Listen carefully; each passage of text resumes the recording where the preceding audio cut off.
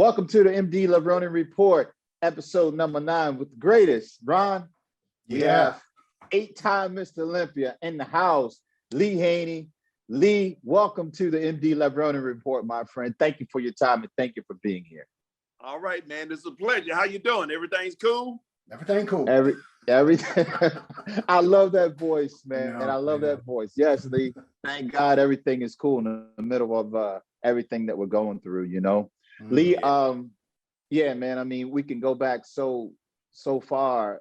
I remember Lee Haney. What I remember from Lee Haney, Ron, is just as a young kid growing up, he inspired me through his posing, his presentation, the aura of that Mr. Olympia. You know, is what I feel is greatly missed in today's. But going back to Lee, you're such a role model to so many people, man, around the world. You know, you've been there for the NPC. You've been there for all of us. You've been there, you know, through the whole thing with Joe Weider and all. And you were there, Lee. I remember you were there when I turned pro at the Nationals, and that meant the world to me. When you came to me, you handed me my overall national trophy, and I know you're a world national champion as well, and it meant a lot. You said, you know, stick close to Jim and stick close to the NPC. You'll find your way. That meant a lot to me. So I want to tell you how much I really, really appreciate you, Lee. Well, thanks, Kevin. I appreciate it, man. But when I first laid eyes on you in Maryland, I think I was somewhere doing a guest posing appearance. And man, you were there posing. And I mean, when I saw you, I think you was a guest poser. When I saw you, I said, man, this young man got something special going on. Said he had all the tools to be pro. And I called it just like I saw it. And guess what? I don't think it was a few months later. Next thing you know, you had won the Nationals. And man, you've been out there rocking and rolling ever since, man. So it was a real honor seeing you do what you've done in the sport. A real honor having seen your lifestyle and what you represent, how you carry yourself. I mean, it's fantastic. And it makes for a better world in their entire bodybuilding organization. So hats off to you. Oh, thank you, Lee. I mean, inspired by you, man, of course. I mean, you've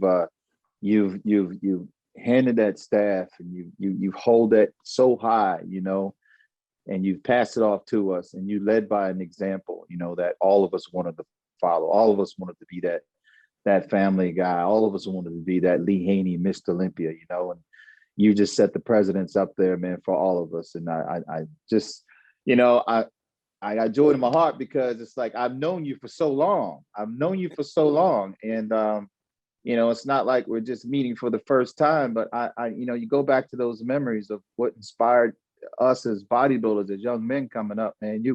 You definitely did it, Lee. And we got some questions coming up from the fans about your competing, about what drove you to get into the sport of bodybuilding, and the man behind the 8-time Mr. Olympia. You know, that's what we want to try to find out today.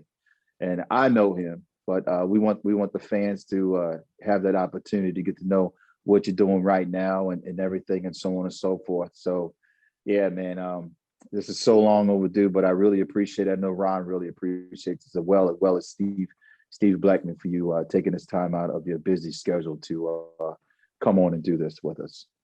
Yeah, well, it's a real pleasure, man. We got Ron sitting there.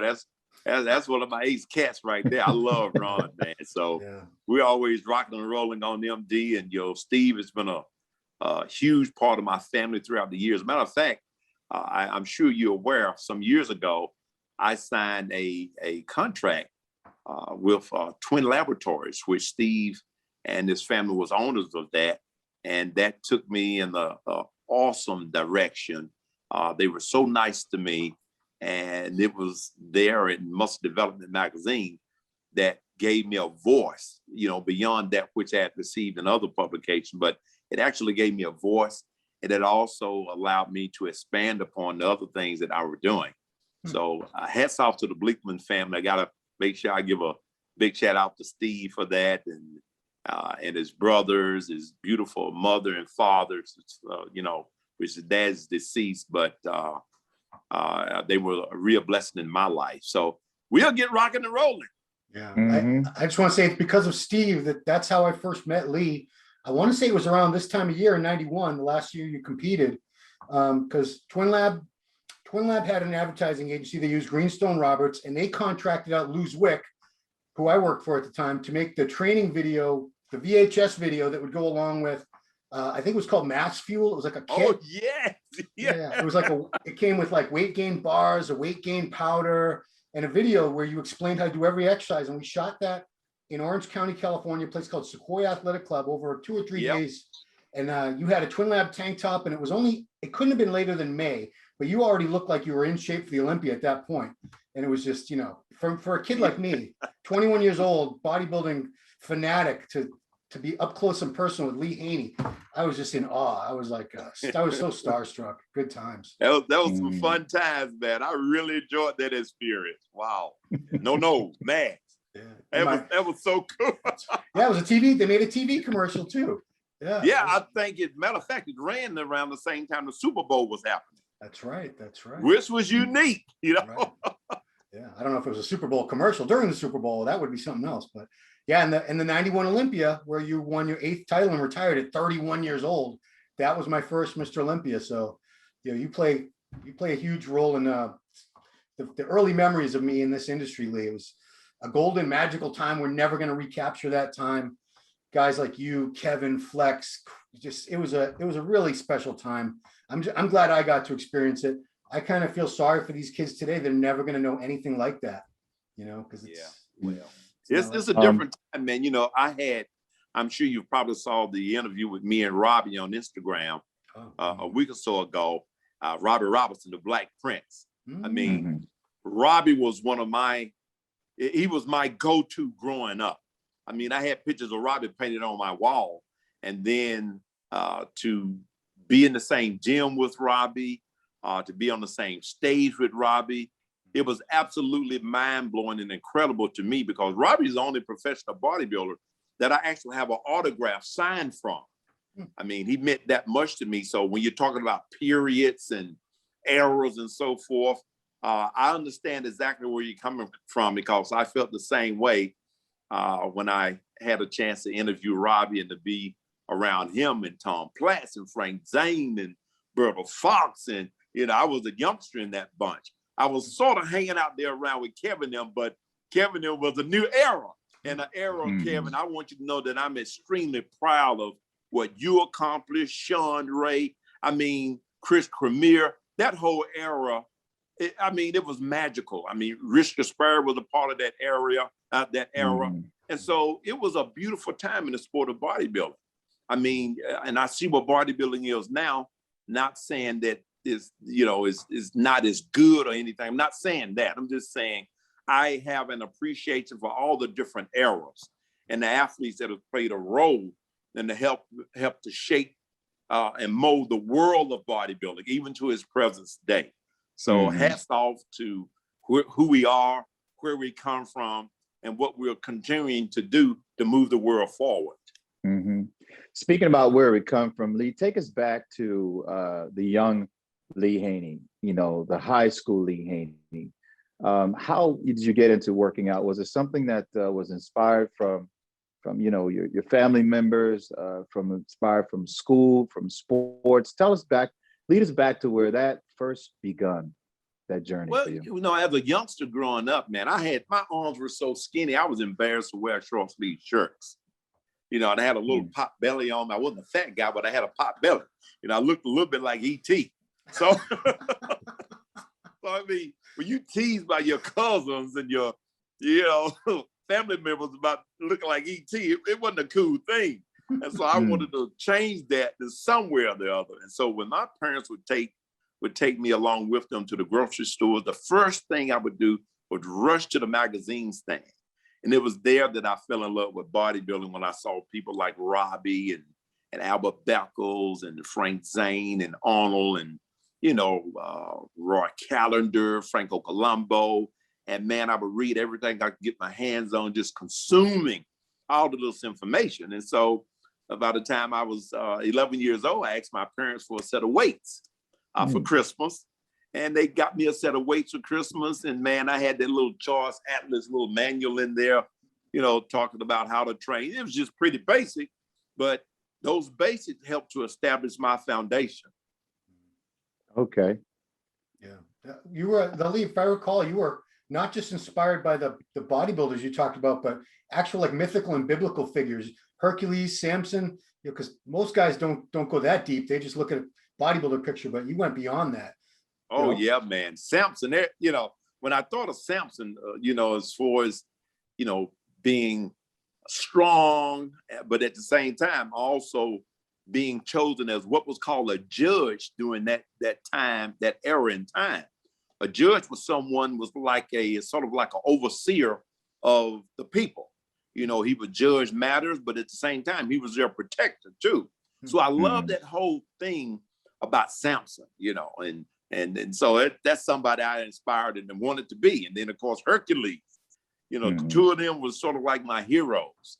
And so, man, back in the day, they had the Hercules movies would come on. Steve Reeves would play them, and then you'd have Reg Park would play Hercules. And man, I mean, you wanted to be that, you know, a strong guy, but strength at the same time, wisdom and doing good with that strength. Lee, around about what age did you actually see, you know, the transition is starting to come on where you said, hey, you know, I might want to compete one day? You know, what age was that when you decided to walk on stage?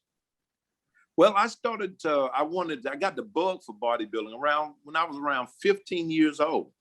And so at the age of 16, I hit my first bodybuilding show. You know, I was really talked into it by some of the people, older bodybuilders at weight training that I met at the YMCA in my hometown of Spartanburg, South Carolina. And one of them in particular said to me, I'll never forget, his name was Danny Rogers. He said, son, you have the potential to become one of the greatest bodybuilders in the world. He said, your genetic blueprint is something unreal that I've never seen before. And those were his words. And I would watch him train. He would give me tips and so forth, you know, bench pressing, pull downs, you know, because back then you had to pull down with it had a cable hanging, and then there was a bar and a plate set up on top of the bar. And if you pull down, you just make sure the thing didn't bust you in the head while it was swinging back and forth. You know what I'm talking about, right, Ron? Yeah, yeah, that's old school. I'm surprised it was a cable, not a rope. Yeah, exactly. It was a cable, not a rope. Could have been a rope though.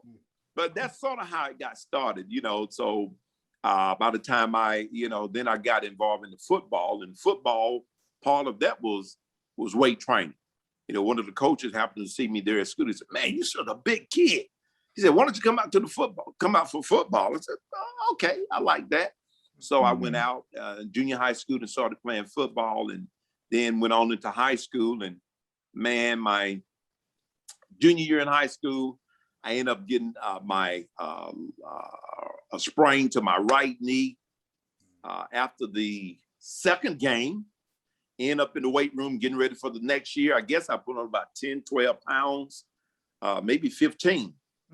Then going into my senior year, I back on the football field again. After the sixth game, I ended up breaking my ankle on the other leg. And I'm like, oh my goodness. Coach said, hey, get out there and break a leg. That's exactly what I would do, break a leg. Wow. So, man, I transformed into those big, muscular 214-pound guy coming out of high school, which I still received a scholarship to Livingstone College to play football. Matter of fact, I was the only athlete out of my school to receive a scholarship to play football at Livingstone College. So I was very proud of that. But in doing so, man, I had to really develop, you know, a great foundation. You know, I just grew like crazy, you know, from weight training. And then, I had a great genetic blueprint. My mom was 5'11", you know, 195 pounds. My dad was 5'11 and a half, around 220 something pounds. So, you know, I had a great blueprint from day one. Small waist, nice calves, broad shoulders. So all of that was working in my favor. So the weight training just gave room to it, to the expansion of developing to a cool looking Lee Haney at the age of 18, 19 years old.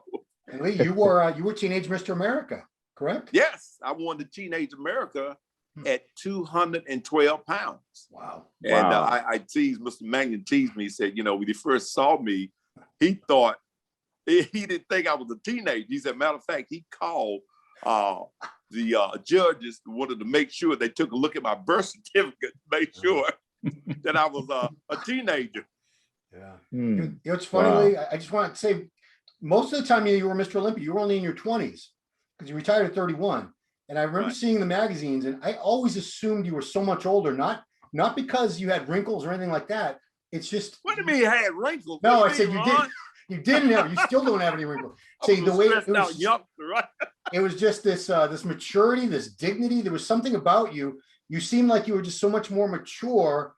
I don't know, mentally, spiritually, something. The way you carried yourself than all your peers, even though they were all, most of them were at least as old as you were older. But yeah, I was shocked when I found out. I think the first time I found out how old you were only 27 or 28. I was like, wow, Lee Haney's only 27. This guy, not that you didn't look old in the face, but the way you carried yourself, the way you spoke, it was just something. You were wise and you were mature beyond your years, if that makes sense. Yeah, I have to agree with you, Ron. I mean, Lee Haney it's a man's man, and it's when you see a Mr. Olympia, that's what you kind of look for, that leader amongst men, have those qualities. I think that's not something that you can work on. That's something that you're just gifted from God with, that gives you that that aura about you to have that stature of that leadership inside and out. And Lee, you certainly that's just who you are. That being said, Lee, moving into your competitive show now, has there ever been a show? Okay, your teenage universe. After the teenage universe, what was the show you jumped in, and at what age was it that you realized that wow, it might be something here? Let me go to a bigger event. Well, after winning the 1979 AAU Teenage Mr. America, I felt then, I said, wow, man, Mr. Olympia Chris Dickerson won this show. Lou Ferrigno won this show. I think Frank Zane, all of them had won the Mr. Teenage America. And I thought to myself, I said, well, listen, if these great Olympians won the Teenage America, and now I've just won it, so maybe there's an opportunity here for me to become an Olympian just as they did. So I felt the die had been cast at that particular time. What I needed beyond that was knowledge and the right sources of information. And of course, I relied on that greatly from what I read about in the magazines. During that day, man, you had Iron Man magazine, an excellent source. Of course, you had Muscle and Fitness, Muscle Builder, incredible source. You had Muscle Training Illustrated. And back then, it was more about training philosophy than it was about a lot of advertisement. It's changed a lot now. So you could go to those sources and really get great information. So as I continued to read and experiment for myself with training philosophy, training systems, I began to develop more and more. And the next competition, past 19, was the Mr. USA. So I entered the Mr. USA at the age of 20 years old, and I was the second largest guy in the competition at the heavyweight. Wow. I weighed 224 pounds at that particular show, and I placed, I think it was third or fourth in the heavyweight division, which said to me, kid, maybe you got something here at the age of 20. So I was very proud of my placing there. I did great. That was located in Miami. I think it was in Miami where that took place at. And man, I was excited after that. And so, and a lot of judges talked to me about, hey man, you look good. Just keep up the good work. Of course, my posing stunk. I came from Creekwater, USA. Who know anything about posing there? Other than when you open up the magazine, you see a pose. Okay, let me try to mimic that. And what you come up with is not what you think it should have been once you hit the stage. It's like I look back then and said, man, golly, I don't know how I got to where I did, but that made a huge difference, man. Learning the pose and being around other athletes. And then in let's say I was 21, I had a setback, which I developed a ganglion cyst in my left wrist. So at the age of 21, I had to have surgery done. And also at that same time, I, along with another friend of mine, opened what was called the Olympian Fitness Center in Spartanburg, South Carolina. And so and of course, it was a bodybuilding gym. And 6 months later, we opened a second fitness center. And so we were doing great business, man. All you had to do is train, go to these restaurants where you can eat all you can eat for a certain amount of money.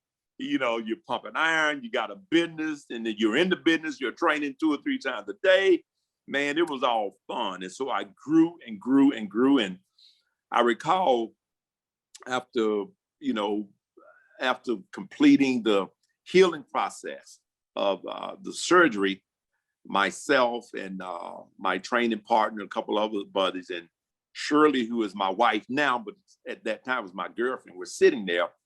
And I told them while we were having a meal, I said, in 1982, I will shock the world of bodybuilding. I mean, it wasn't a joke. I mean, I'm very serious about what I'm saying at this particular time. And a matter of fact, when I said in 1982, I will shock the world of bodybuilding. And so I began training after I recovered from my wrist. And I prepped for the Atlantic USA, which would take place here in Atlanta, the Atlantic USA. That was in 1982, around February. I entered that show, won it hands down, which then qualified me for a national show. After that, a few months later, I entered the Junior Nationals, which was the first NPC junior competition under the banner of Mr. Jim Manning, the NPC. I won that competition in New Orleans. And then a couple of months or so later was the NPC Nationals, which took place in New York. I won that competition in New York, 1982. Then a couple of weeks later was the IFBB World Championship, which would take place in Belgium. I won that competition, which then qualified me as an IFBB pro. So in 1982, Atlantic USA, the Junior National, the National, the IFBB World Championship. And I'll always remember Oscar State coming to me and said, Lee, the Olympia is only a few weeks away. We would love for you to enter the Mr. Olympia. And I said, boss, I'm tired. That was it. I said, man, I want to go home. I'm tired. I need some rest. Well, the young guys out there need to hear that, because I don't think they realize that in the early years of the NPC, and you were the first NPC champion, really, obviously, even winning you could win the Nationals heavyweight and overall, just like Kevin did in 91. And in 1982, that didn't make you a pro. You still had to go, and I think it was until about 85 or so, for a few years, you still had to go to the World Championships and win your class there, or else you had to do, I don't know what you would do, go back and try to win the Nationals again, go to the Worlds. It was very, very tough to turn pro back then. Oh yeah, man, it was a whole nother world. You couldn't, they only gave out about 4 to 5 pro cards a year. A year. Year. In the world. In the world. Thank you. So these cats, so these cats are like, they just don't know, man. It was a whole nother deal during that era, which, we live in a different era now. Bodybuilding's gotten so much bigger. You can't say better. You can say bigger.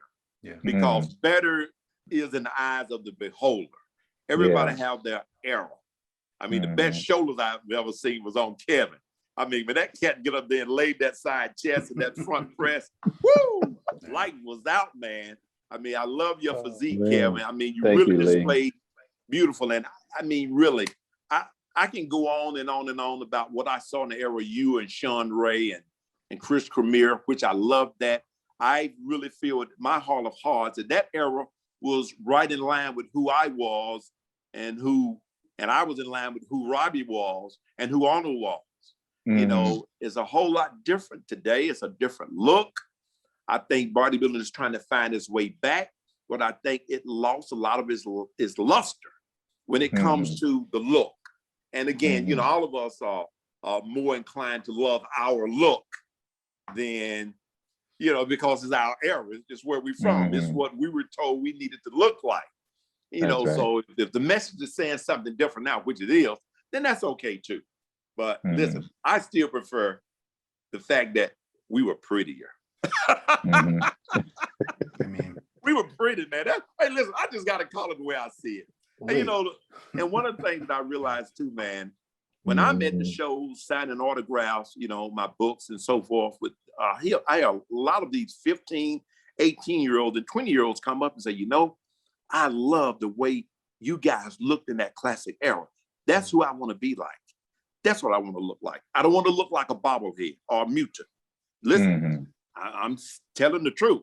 I'm not trying to talk down on this era that now exists. And I'm just saying this is what these kids are saying, which is a good thing. It meant that we did a lot of things right. And we got out with our health, you know, and that's cool, Kevin. Yeah. Thank you, Lee. Lee, I wanted to ask you, when did you, the whole back situation, right? Because you kind of spoiled it for the dudes that didn't have that back like you did. And one of them was me. I might have had shoulders, but if I had to pick and choose, I think I would have went with that back. I might have would have won the Mr. Olympia. Now, when did you figure out that there's something special going on with your back? Like that just nobody else had. I mean, when you did that, Fred, I mean, it was just lights out, man. When you turned around, it was lights out. And like, was it something special you did, or was it just genetics that nobody else had in that area? Well, I think it was a combination of things. You know, my sister used to call me Big Back when I was a kid, you know, when I was like 10, 12 years old. She would call me Big Back. But I strongly believe that a lot of that came by way of training.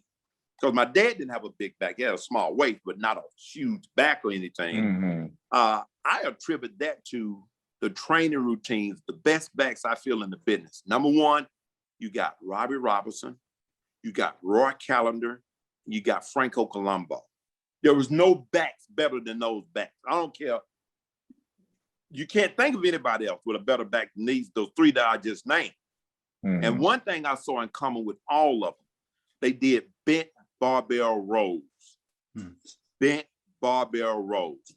That's all I had when I was that 11-year-old that's got a set of weights from my mom and dad. That was in that manual that I received from Charles Atlas. It was also one of the exercises that was steadily promoted and pushed by Robbie Robertson. And so bent over barbell rows, man, it's always been my number one go-to movement for developing thickness in the back. You got to know how to do it right. If you don't do it right, you can end up injuring yourself. But learning to do that right, man, it builds mass like nothing else. And then width, you got to do chin-ups. You have to do chin-ups and pull-downs. You know, those are the two, chin-ups, pull-downs. I mean, chin-ups, pull-downs, then you got your bent barbell rows. If you do those, you're going to have a nice, thick back. And from Dorian to Ronnie, you know, I mean, even the monstrous guys, they still, and if you saw into their training, they all believe in bent barbell rolls to the back. Take us through, like, I know when I train, Lee, I train like a 3 on and a 1 off. And I always train my pusher movements one day, chest, shoulders, and tries, legs, and then back and biceps. What was your routine training? Like, did you do splits, or would you train, you know, just straight through 5 days a week? Well, I would do the 3 on off 1 was mine too. I love the 3 on off 1. But what my philosophy was mixing push pull and pull push. For instance, let's say first day would be biceps pull, chest push. Then, you know, you got your calves, then you have your abs, then you got your triceps. Generally, triceps would come after chest. I would do a double split. Let's say in the morning would be chest and let's say chest and triceps. Evening would be biceps, calves, abs. You know, the next day would be legs, because you got upper body, lower body, upper body off. That's the way, you know, I would have a rhythm as such as that. Then, so the next day would be legs, where I would do quads in the morning, hamstrings in the evening.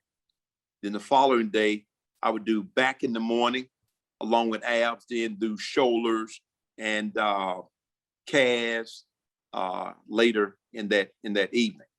So I would mix it up in that way, training twice a day, but doing push pull. And I did that because my philosophy is this: when you're pulling, there's this tendency, if you're training real heavy, to possibly tear something if it's overworked. Because you know, I didn't use 8 million tons. I never trained real heavy. I mean, I would go up to, you know, 4 or 5 on the bench sometime, but that was rare. But if I'm going to do bench pushing and then turn around and do shoulders pushing, woo! And believe you me, I did that at one time when I was first in California. I only stayed in California for like almost 2 years. But I do recall a time my shoulders were just so raw and so traumatized from training shoulders and chest in the same day until I learned to mix the push and pull, so that I'm giving my pushing tendons a rest while I'm using my pulling tendons. So you got push, pull. So as a result of that, man, I have no shoulder problems, no knee, no hip, no back. Wow. No crazy stuff going on with my joints because of using that type of rhythm. Now, coming up, I mean, using that type of rhythm, of course, you know, you put on some serious mass along this journey. Was there and train a little bit, but did you have that training partner when you went into that gym? Now you're seeking to, you know, you said you're going to shock the world, right? Olympia's coming up. Boom. Like, what was the mindset of you in the gym? Did you have that training partner that was pushing you? And when did you decide to say, you know what, I'm all in, I'm going all out? And what changed? Because I heard that you used to like lock yourself away, you know, and go into that zone preparing for contests. You know, tell us about the mindset of Lee Haney, your training partners. Did you have a training partner? And what drove you to that, you know, that instinct to where, you know, you were just all in and take no prisoners? Well, you know what, man, you know, my mindset growing up was that nobody was better than me, and my dad taught me that. And he said, son, men put their pants on one leg at a time. So do you. And he said, whatever you do, do it all of your heart and all of your might. Don't have but do anything. That was his talk to me growing up. And my mother would say, son, you put the Lord first in your life and it'll take you around the world, you know. And so, and she was saying, I would be blessed in my works if I honor God with my life. And my dad, do your very best. Don't have but do anything. So with those two things working in my favor, man, when I hit the gym training, I didn't train without a purpose. I didn't train without a goal. I didn't train without a formula. I've always stayed true to my formula. I didn't just train chest, for instance, just grabbing every piece of this and every piece of that I can get my hands on, every different movement I can think of. I didn't do that. I broke each body part down with a philosophy that made sense. And the philosophies that made the best sense to me, and as I experimented with them, was those that I received by way of Robbie and Franco Colombo, Roy Callender. You know, I studied the training philosophies of these different athletes. You know, for instance, I'm going to train chest. First, you got to develop the base and the foundation. Well, that's bench press. If you're going to develop the upper pecs in the frontal deltoid, that's incline.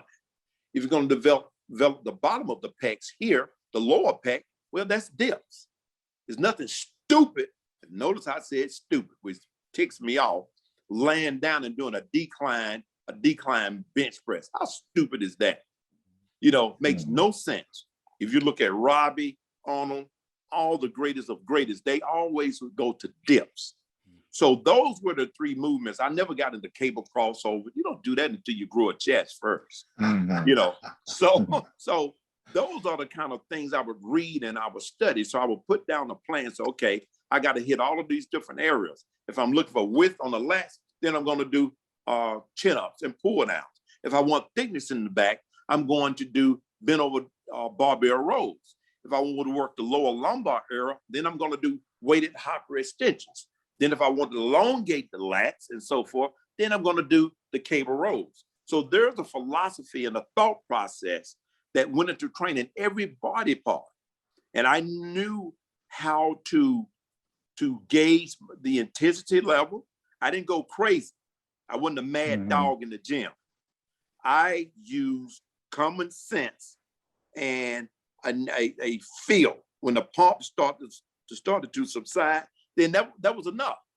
Because notice I've always said during the years, stimulate, not annihilate. And that has kept me safe. It kept me, I've never been injured while training. And so the philosophy has always been true to that which I've learned, which I didn't think of it myself. I borrowed it from Robbie, from Arnold, from the people that I've just named, the greatest of Olympians. The book has already been written, just and the wheel is already rolling. Just dress it up a little bit. What year was it, Lee, when you I hear you saying these things, and I'm you're coming along and you're learning and you're downloading this information from the magazines and the great champions and everyone's that was there before you and the ones that was there when you were competing.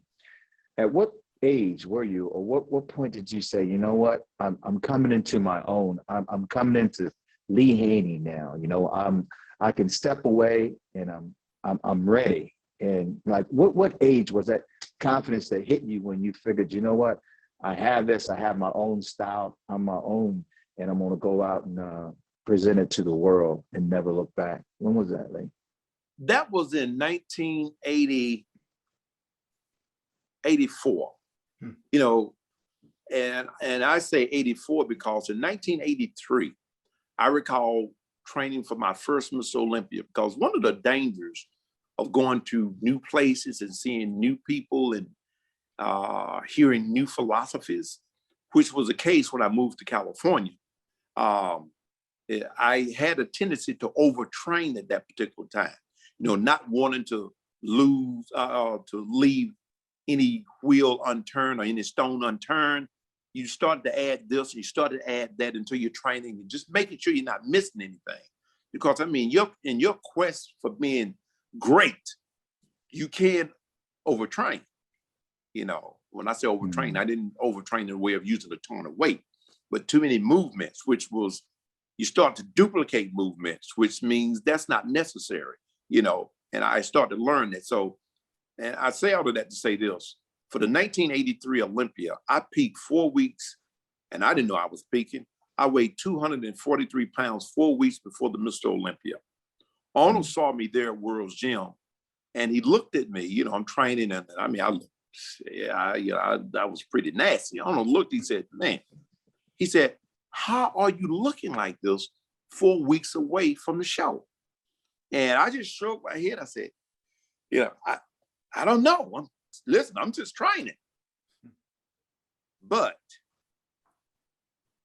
4 weeks later, I entered the Mr. Olympia in Germany. I had lost 10 pounds. I looked fantastic at 243, entered the show at 233.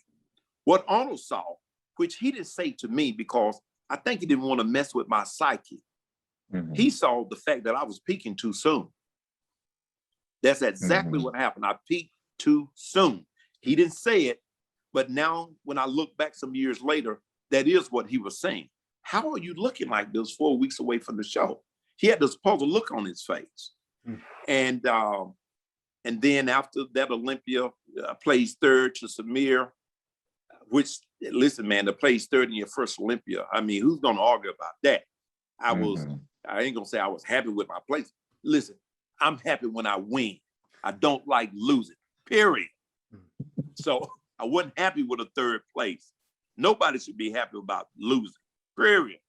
So anyway, I went back to my notes, and a good friend of mine, Dr. Fred Hatfield. Everyone knows Fred. Fred was a master, very, very clever. I call Fred the missing link because, man, he had something up here that I've yet to see duplicated again. He was so clever, so smart. So Fred and I got together. We went over my entire nutritional regimen, the training program, everything. The philosophy was right on time. And Fred looked at me and said, well, Lee, you can't train like a horse and eat like a bird. I said, oh. He said, man, you were not consuming enough calories.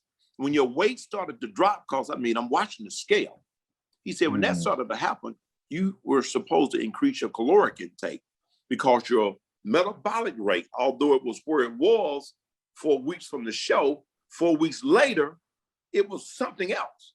Your body was consuming 3,000 calories like it was only 1,500. So you needed to make adjustments for that by increasing your calories as you get closer to the show. But you can only do that if you're not a fat boy. If you're a fat soul, then you got to starve yourself, you see? But I was never fat. I was always within striking distance. So with that being the case, you know, I should have increased my caloric intake. So guess what? 1984, I watched the scale, and I started to increase my caloric intake as my body weight started to drop. And so I never allowed that drop to take place. I ended up going into the 1984 Olympia at what? 243 pounds. Wow. The same thing, the same weight I was 4 weeks before the 1983 Mr. Olympia. And so once I understood that, I understood how to manipulate calories, how to watch the scale, watch the mirror, how to keep my notes. I had a playbook to resort back to if something didn't go according to the plan. And so once I figured that out, hey man, I know what I'm doing now. I've stepped into this pro field. I can now run with the big boys. Now, with that playbook that you developed over the years through trial and error and just figuring out, when you went in and you competed at Mr. Olympia, obviously you won that year, you know, was that the playbook that you stuck with? Because when I remember Lee, I remember that number, 243, 243, 243. Nobody could touch you with that. Well, did you stick with that playbook through your whole entire 8 years as Mr. Olympia, or did you change things along the way? Because you were so consistent. You know, Kevin, I stuck with that playbook. Only thing I manipulated a bit was the caloric intake. That's what I manipulated. And so by doing so, I knew where I was taking my body. Now, I'll tell you what happened at the last Olympia. The last Olympia was something different than any of them. The last Olympia, I used, and again, the 3-on-off-1, but I lowered the number of exercises I did. And I had a tendency, which sort of threw me off a bit. The last 6 weeks before a show, I would go from a 3-on-off-1 to a straight 6, with having Sundays off. What I did for the last Olympia, I stayed with the 3-on-off-1 the whole time, because on the 3-on-off-1, I stayed full. And so I didn't switch to that straight 6 for that last Olympia, because what generally happened, my leg was so fatigued and was trying to fight to recover. They would always wait at least the last 2 to 3 days to recover before the Olympia. And it always left me a little bit edgy because the cuts wouldn't just jump in there and pop out. But they did for the last Olympia because I stayed with that 3-on-off-1 instead of the straight 6. See, the straight 6 was overtraining me a bit because I didn't have as much recovery time. I found out I really didn't need the straight 6. And I wish I had have stayed with a 3-on-off-1 the whole time before. But you learn. And as I learned that, my body stayed full for the last Olympia. That's why I made the statement, my last Olympia. Dang, I finally learned how to peak. Yep, I remember. Hey Lee, tell me about your calorie intake. Like to hit 243 pounds on stage, what was your caloric intake? And about that caloric intake, you know, your main protein source your carbohydrate, was it a 50-50 ratio, or did you run your protein higher than your carbs, or your carbs higher than your protein? Let's talk about that, your nutritional, go-to, and how long did you diet for? Well, I really didn't what you say. Well, I would just make a few changes to my food choices. I never allowed myself to get out of shape in all season anyway, because, man, we were busy doing guest appearances, doing film, video, all of these kinds of things. You don't want to show up somewhere the fat big all of a sudden, and the word gets around real fast. This guy showed up 40 pounds overweight for my posing exhibition.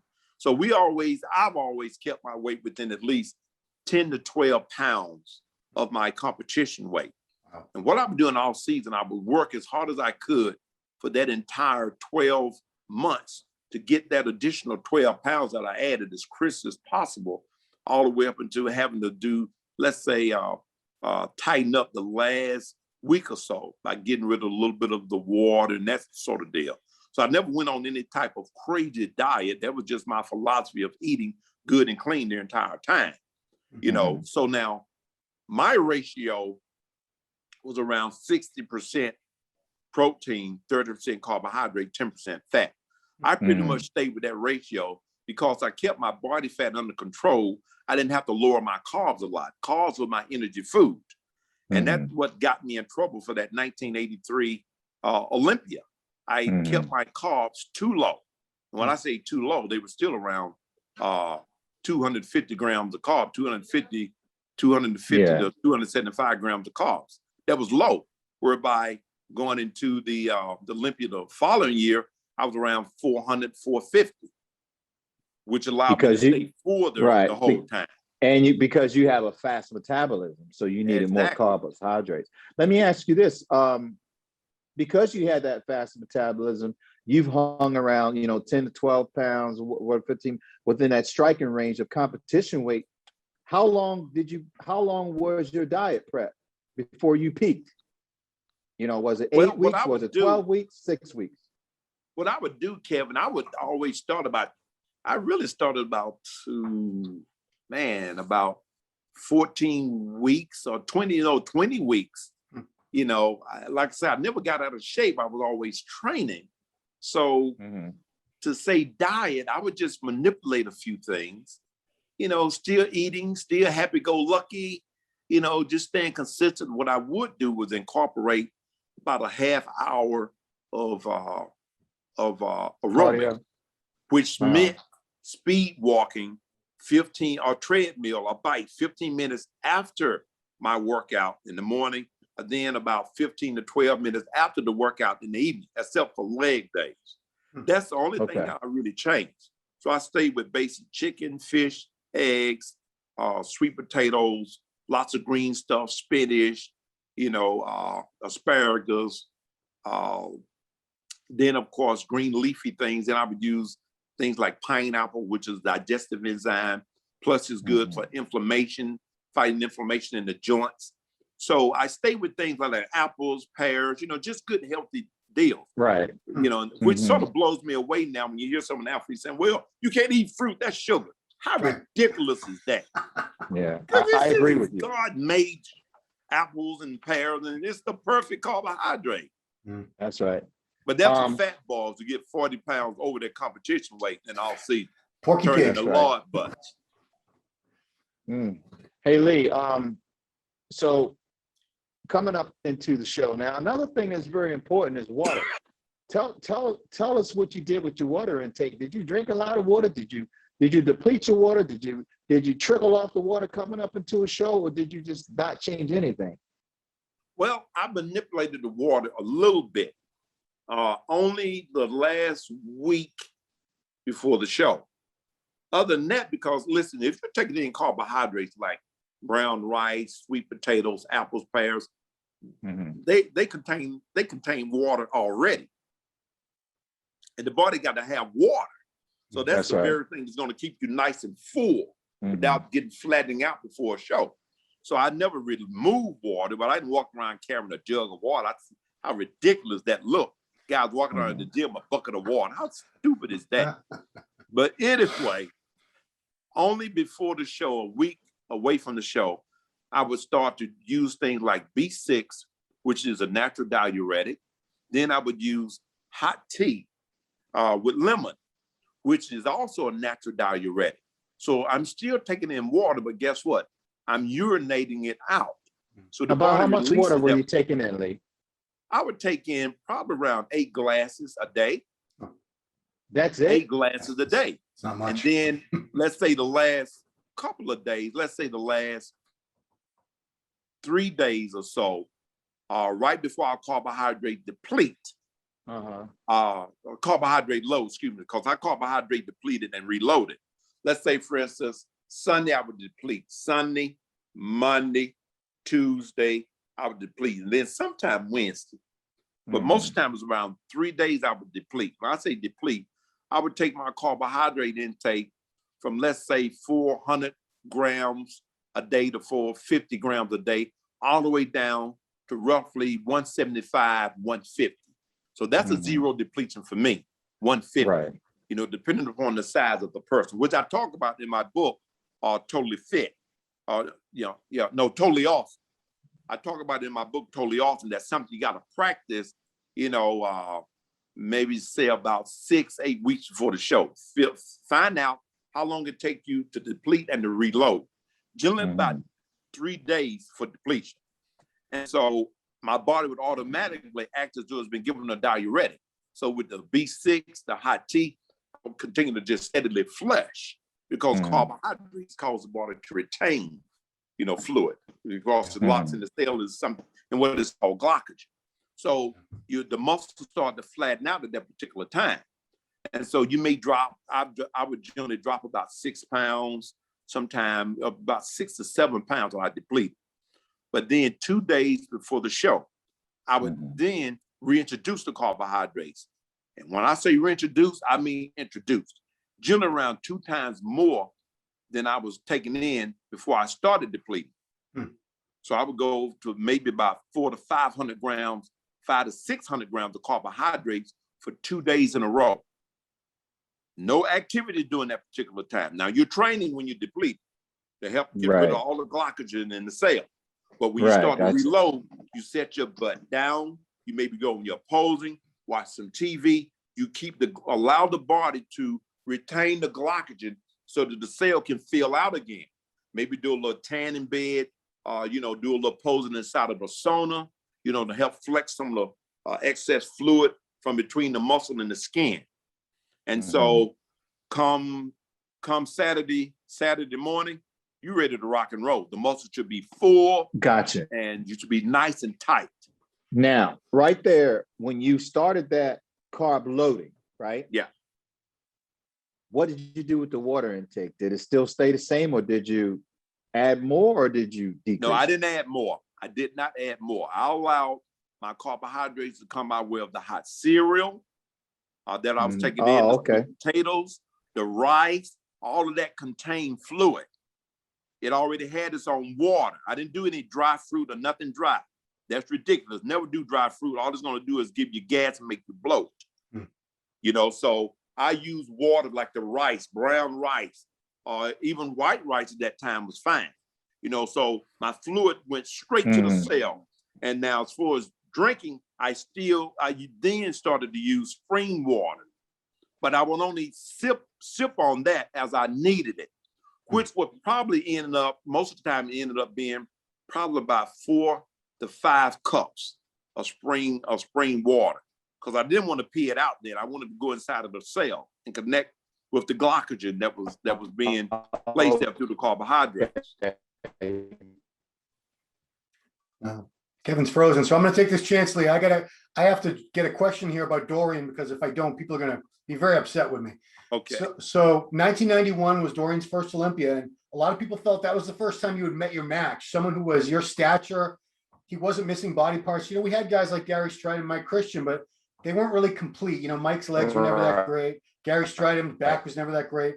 But Dorian was, I think he says he even beat you in one of the rounds. I think he thinks he beat you in the muscularity round at that show. So in combination with the carb load. And now tell me about the soda. Oh shit. Sorry, Kevin, we lost you there for a second, so we got on to Dorian Yates. You were frozen. You're still there, Lee, right? Yeah, I'm still here. Yeah. So I'm sorry, Kevin. You got frozen, so I tried to fill That's the all time. right. So yeah, No worries. So I guess the question, Lee, don't get mad, but a lot of people think Dorian had something to do with you retiring, and Yeah, I've heard that quite a bit. Can you address that? Dorian had nothing to do with me retiring. Okay. I left on my own terms. I think 8 Mr. Olympia was enough. If you look there on my mantle, it was only enough room for 8.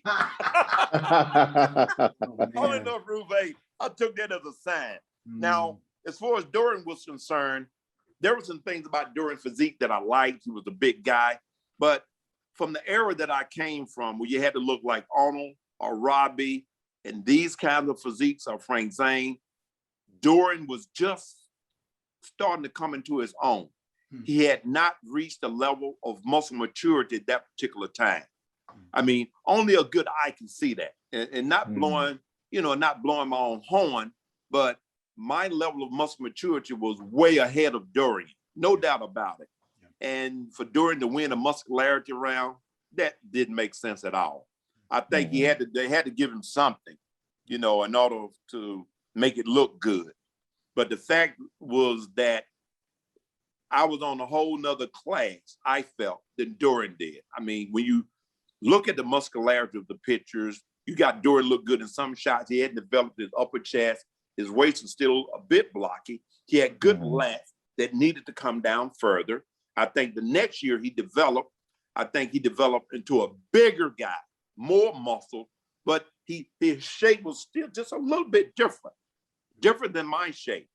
As far as his symmetry and balance, I thought Dorian was very good in those areas, but during my era, when it comes to symmetry and balance, it was what it was, and the die had already been cast to say, okay, this is what bodybuilding is supposed to look like. Dorian was a different era, which they were saying, okay, now we want to see this. So I think the only guy that I really felt that had that kind of potential, that had everything that at least my era of bodybuilding looked to, was Matt Mendenhall. And you've heard me say that before. Yeah. He was a real live He-Man. He was a freak of nature.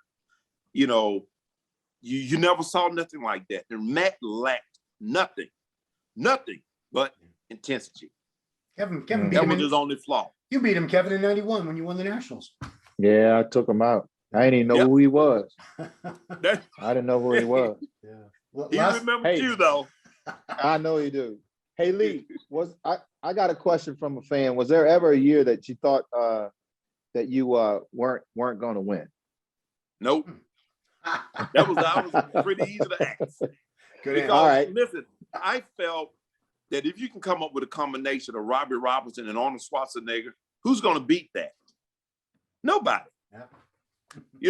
That's what I'm talking and again, about. This is what bodybuilding wanted to look like. That's what it said. This is what we want to see. So I became what we wanted to see. Just like That's now, right. bodybuilding is saying, this is what we want to see. So you got Ronnie, you got Jay Cutler, now you got Big Ramy. This is what bodybuilding want to see.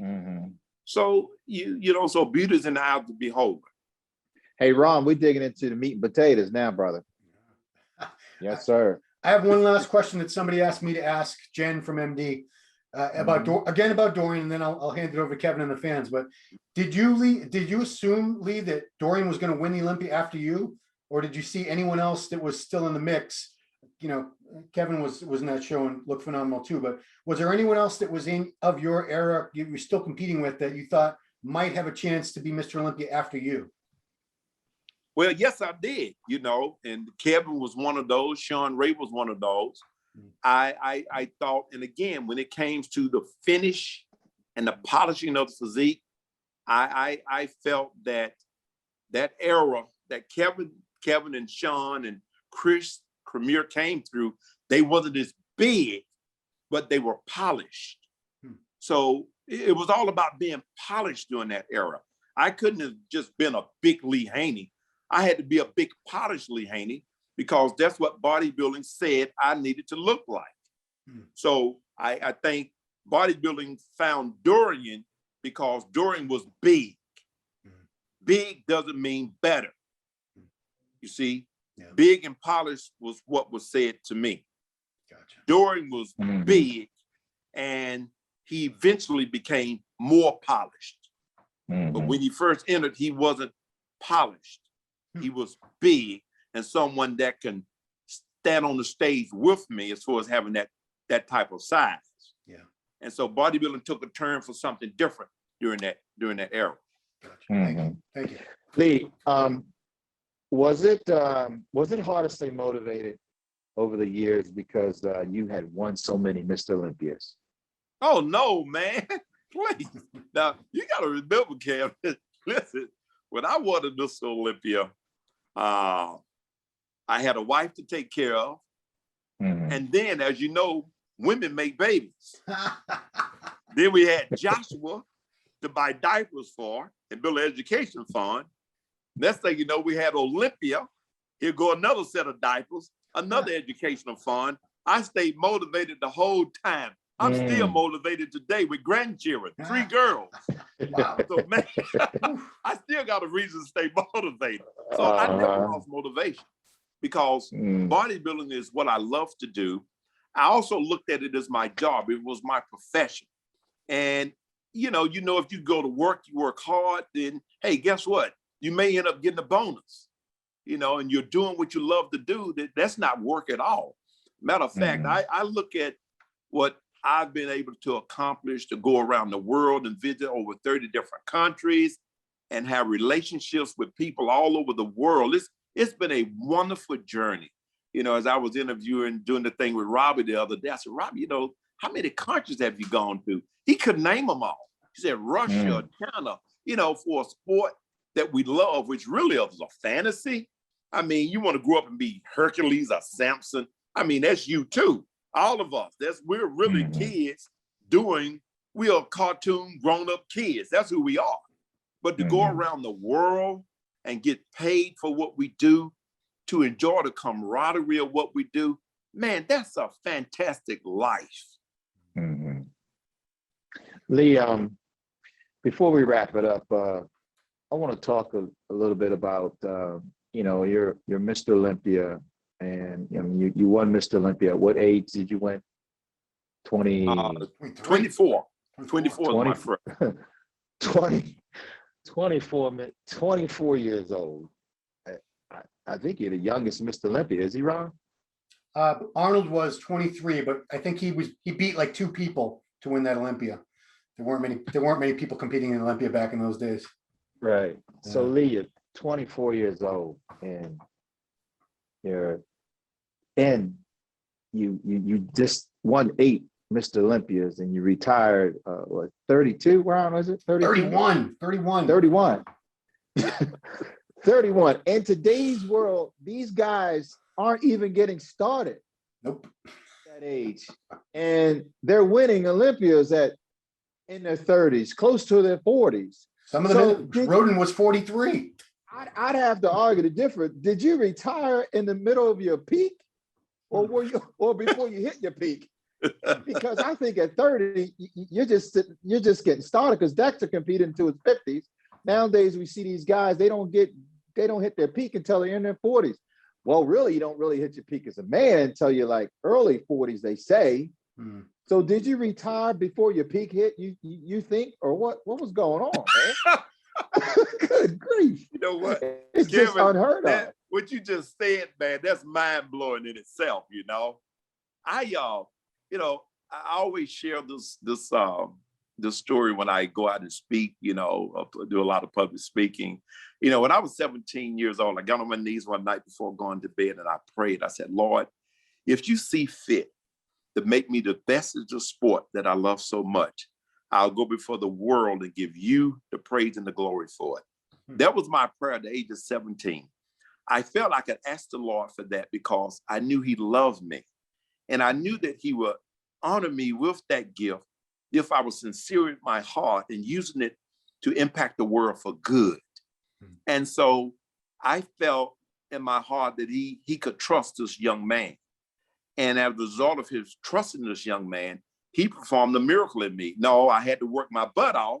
I had to stay true to, the foundation of training principles, nutrition. I had to discipline myself because you just don't hand out gifts.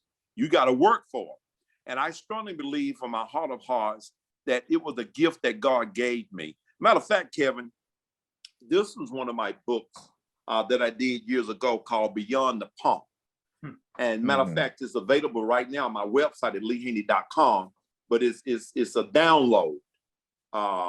And so anyway, I share in this book what I've just shared, that testimony as I prayed and asked God for that gift, because in the book of James, 1st chapter, verse 17, it says, every good and every perfect gift from above and comes down from the Father of lights, in which there's no changing or no variousness. So God gives gifts.